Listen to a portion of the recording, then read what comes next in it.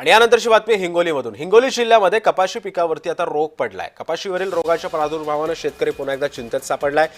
हिंगोली जिल्ह्यामध्ये अंदाजे 40,000 हेक्टरवरती लागवड करण्यात आलेल्या कपाशीवरती होणाऱ्या विविध रोगाच्या प्रादुर्भावामुळे शेतकऱ्यांची चिंता वाढली आहे। मागील वर्षाच्या तुलनेमध्ये हिंगोली जिल्ह्यामध्ये यंदा लागवड थोडी वाढली असून वातावरणातील बदलाव, विविध रोगांच्या प्रादुर्भावामुळे उत्पादनावरती विपरीत परिणाम होण्याची भीती व्यक्त केली जाते।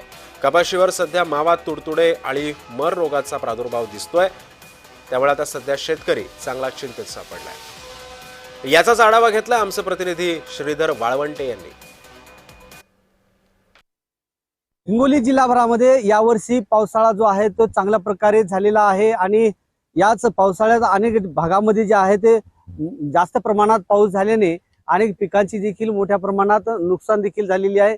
तसं पाहायला गेलं तर हिंगोली जिल्हाभरामध्ये 30 ते 40,000 हेक्टरवर कपासाची लागवड देखील केलेली आहे।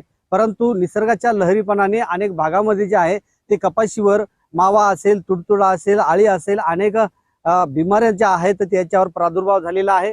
शेतकऱ्यांच्या वतीने अशी मागणी आहे की कृषी विभागाने याच शेतीच्या बांधावर येऊन याच कपासावर जे काही रोग पडलेला आहे, अळी पडलेली आहे, याचं मार्गदर्शन करावं, जेणेकरून महागा मुलीचं औषध फवारणी केलेली आहे आणि जे लागलेला खर्च जे आहे ते खर्च देखील निघणार नाही, अशा प्रकारे अनेक शेतकऱ्यांनी जे आहे ते मागणी केलेली आहे।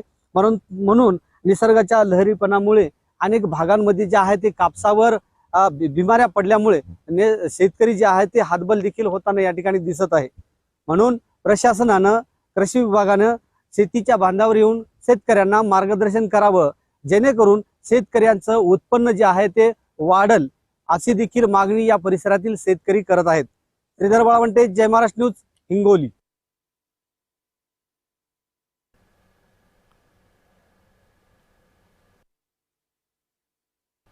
दिवस झालेले आहेत आणि या पाऊस काळ कसा आहे, जास्त होत आहे आणि मधामध्ये 10-15 दिवसाचा खंड पडत आहे। त्याच्यामुळे हे रोगराई जास्त धावत आहे आणि या कृषी केंद्रावर जे औषधं आम्ही आणत आहोत, 8 दिवसाला फवारणी चालू आहे। औषधं आणायलो, परंतु त्याचा काय आम्हाला बराबर परिणाम दिसणं झालाय। महागामोलीचे औषधं हे जरासं कृषी विभागाने याच्याकडे लक्ष देण्याचं मी विनंती करतो। सध्या कापूस म्हणजे वाढ झालेली आहे, पण त्याची कसं वाढ व्हायचं आता ज्या प्रमाणात त्याला फुलपातं लागाय पण त्या प्रमाणात लागलं नाहीये फुलपातं। ते फवारणी आतापर्यंत 3 ते 4 फवारण्या झाल्या आहेत, तरी पण कापूस म्हणजे आता कापसाचं उंची एवढीच आहे।